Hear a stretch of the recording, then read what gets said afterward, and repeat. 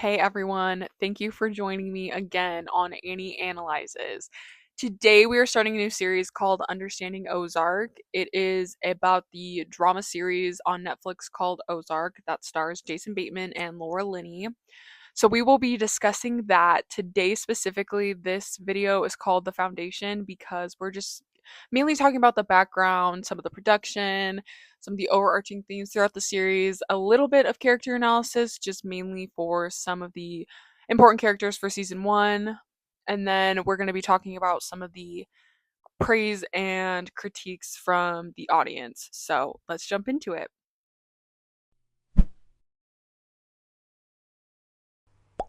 Okay, season one was released in 2017 and it was created by Bill Dubuque and Mark Williams. If I said the last name wrong, I apologize. I did look up the pronunciation beforehand, but I'm just not good with pronunciation, so we're just moving on. It was inspired by the Alhona Resort and Marina, where Bill, the series creator, worked as a dockhand while he was attending college in Missouri during the 1980s. So Jason Bateman was originally supposed to be the sole director of the entire series, but since he was the main character, there just wasn't enough time for him to do both. So he only directed the first two episodes and the last two episodes. So he did most of the acting as a main character and he did a little bit of directing, but we can see where that goes. But I just watched a snippet of his Hot Ones interview with Sean on, I don't remember his last name, but I watched some of the Hot Ones interview because his new series Black Rabbit came out. So he talked a little bit about directing, and that's all I know as far as his like directing career. So we watched the first episode of Black Rabbit last night. So if anybody cares about me covering that, I have it on my list. So I will watch the rest of it and let you know. If you hear honey, disregard.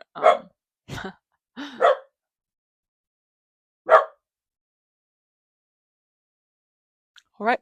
So the basic premise of this show is we meet Marty Bird, who is a brilliant financial advisor in Chicago, and then we meet his partner, who is less than stellar. His name is Bruce, and in the first season, he calls Marty and says, we need to meet. There's a special meeting. We need to meet with Dell. And then we meet Dell, who he is a lieutenant in the drug cartel that they're dealing with.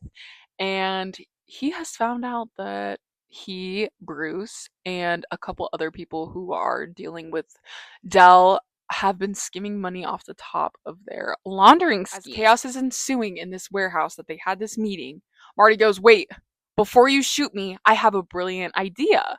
And this idea has come from a flyer that Bruce and Marty had been looking at earlier about the Ozarks. He thinks to himself, well, if I'm going to get out of this, I need to somehow recoup this money that Bruce has stolen. So he tells Dell, if I can give back your $8 million, launder your $8 million back to you, please let me and my family live. And Dell thinks it over and he's like, but he goes for it. So this is where the scheme in the Ozarks begins.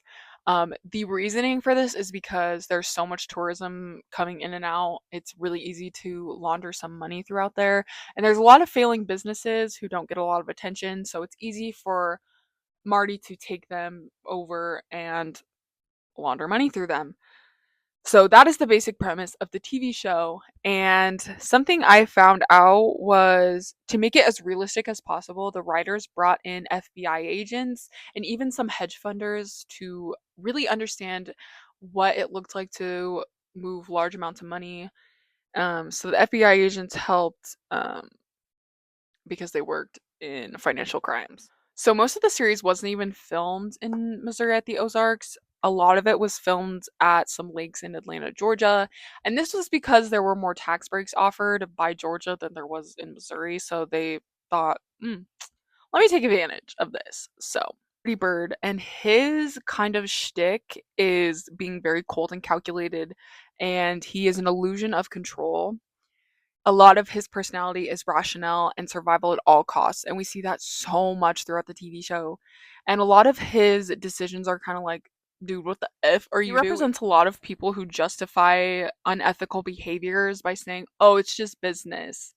So he is a lot of that throughout the TV show, and his character is also a metaphor for how white collar crime and organized crime come to meet, and he is really the epitome of that because on the outside and the exterior he looks very like put together, and even when we speak to him and he's in some really shitty positions, you're like, how does this guy stay so calm? I like he's really good in that position. So we meet Wendy Bird, who is obviously Marty's wife, and she's kind of the epitome of when ambition meets corruption. She's also an at all cost type of character, but I think it's to a more insane way. Like it's more of a status thing for Wendy than it is for Marty. I think Marty's kind of survival instincts are more about saving his family, while Wendy is more of she wants more control than Marty does and power. She genuinely craves so much power. And we see that throughout the last seasons, and she gets kind of crazy. Are Wendy and Marty's kids. So they're more a portrayal of the innocence lost throughout this whole ordeal. On the one hand, Charlotte kind of fights it and she's rebellious towards the family business, quote unquote. And Jonah more leans into it. He kind of has a fascination with the crime and survival aspect of everything. Cover this character, but I just want to share the symbolism that Dell offers to the TV show. So he is more of like an external threat and he's more violent. And he and the cartel are more of the what's next element of the TV show. Like when he's around, you're like on the edge of your seat because he obviously brings this type of energy that shows us that anything can truly happen. He symbolizes the looming danger. So through greed, violence, and the fact that Marty and Wendy are always going to be pawns in this game. And he reminds him of that. He always reminds him of that because even after they finished laundering the 8 million and it was done, he was like, "Oh, here's like 15 million more." So they're always in the game. So then we meet Jacob and Darlene Snell. I have lots of thoughts on Jacob and Darlene Snell, but we will get there. We will get there. So they're heroin producers in the Ozarks, and they immediately are like on the ass of Marty Bird. They do not like. So their heroin business is more of a territorial thing rather than the money because they've been there for so long that their family is it's a like familial whole generational thing. So they're more about their land and their culture and their way of life. And then we have Ruth Langmore, and we meet her at the very beginning of the season, but she doesn't become as much of a character until the end of season 1 into season 2. So we will learn more about her in the future, but she symbolizes like loyalty versus her escaping her like upbringing because the Langmores are a like clan of petty criminals. Her father's been in jail for a while, and then she's living with her uncles and her cousins. So she really represents the struggle of inherited cycles, like crimes, poverty, and learning to break away from some of the family loyalty that she's had. And she symbolizes also an untapped potential. We can definitely see that in the last seasons where she's such a brilliant mind and she is very intelligent and resourceful, even though she's weighed down by some of her roots. And then we have Roy Petty. We will learn my real thoughts and feelings about this character. But just as a sneak peek, no, I hate Roy Petty with my full chest. I hate him. I digress. So he is an FBI agent and he really has an obsession with Marty. So he comes into the Ozarks as an undercover to unveil all these awful operations because he knows that Marty's up to some shit. Anyway, he has a lot of moral ambiguity. He crosses a lot of unethical lines in order to get the information that he needs just to be a good, successful FBI agent. And it's disgusting how he treats people. Disgusting. So his presence on the show also shows that law isn't always the opposite of crime. That is just another side of control and obsession. And to say he's obsessed with Marty Bird and his operations is an understatement. Something I noticed about the TV show, even before I decided to make this YouTube channel to analyze things, was The blue gray kind of filtering over all the episodes. Apparently, it's psychological and it reflects and signals control, concealment, and coldness, which is very interesting. I don't know psychology like that, but it makes sense.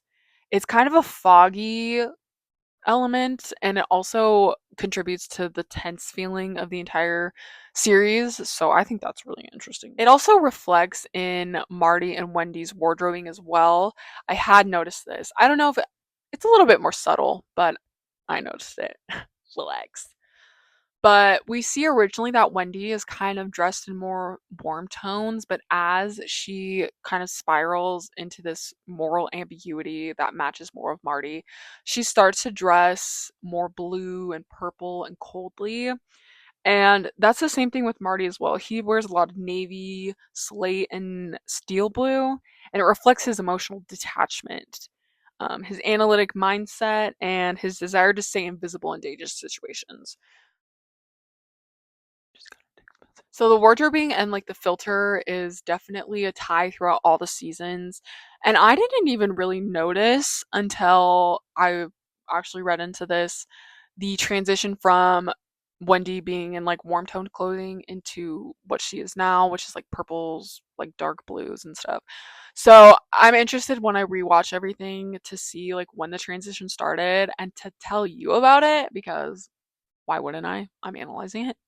So I'm excited to see where that happens. So I'm not going to tell you specifically the awards because it's not as much the entire series as it is specific characters. And it's mainly Laura Linney, Jason Bateman, and Julia Gardner who have won the awards in the TV show, but they've had 15 awards won and they've had 149 nominations.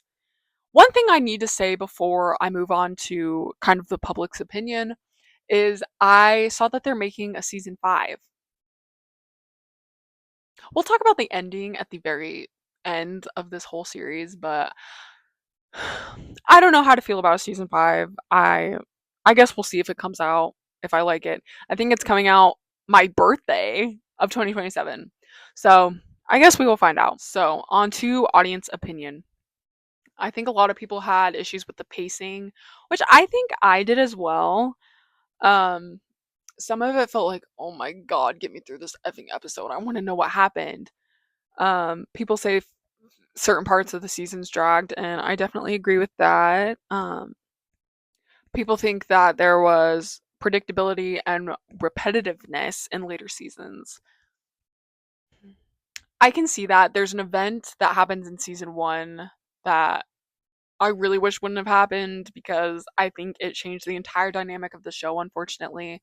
But we'll talk about it, obviously. Just wait till the next episode of Understanding Ozark. I also think that the tone can be kind of dark and bleak, but I don't necessarily agree with that. I do believe the tone can be dark and bleak, but I believe that's the premise of the entire show. Like, we're in a crime show.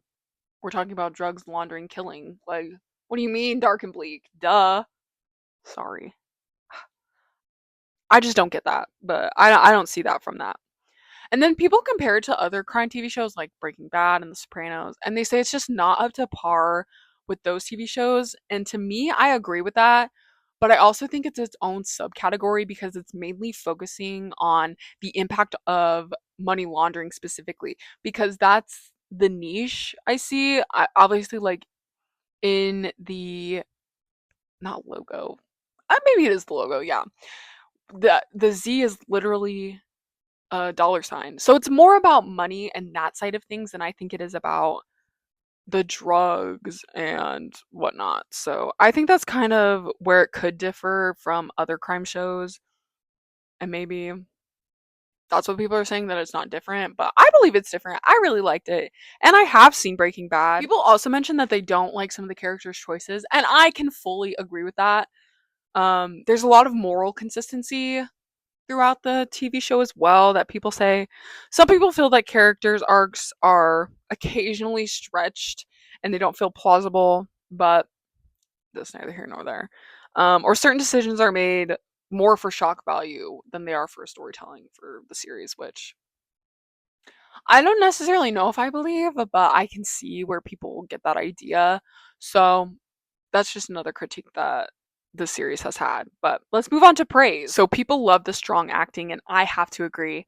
So I love Julia Gardner. I said that before, but we just watched Weapons, and the really only exposure that I had to her was Ozark when I first started it, and then watched. We also went to Fantastic Four, and she was in it. Loved her in that. It was just so different because I think isn't Silver Surfer supposed to be a man? I don't know, but loved her rendition. Obviously, love her as Ruth. And then I loved her in Weapons. Loved her in Weapons, which I don't know if I'll discuss that or not because I don't know. I don't know if you guys even like me. Anyway, so Julia Gardner, Laura Linney, and Jason Bateman have been highly praised for their acting in this. So that's a public opinion that everybody can agree on. They're they're incredibly nuanced throughout the entire series, and they have a lot of emotional weight, which people can relate to them easier and have more sympathy for them. The thing that people praise is character development, and I absolutely agree with that. Especially like Ruth and Wendy, specifically Wendy. Her character arc is crazy, and we'll talk about that. But I think it's different for Marty because he knew what he was getting into, but Ruth and Wendy really didn't. Like originally off the bat, they didn't know they were dealing with a cartel, but Marty did. Marty did. So anywho, that's my analysis. I'm so happy that you guys stuck around. I'm so happy that I get to tell you about this. And tune in Wednesday, possibly Wednesday. I have a plan to do Wednesday and then a mystery on next Saturday, but we will see. I don't know how busy I get, but this was the Understanding Ozark, the foundation. I hope you guys loved it. I love you. Thank you for watching. Goodbye.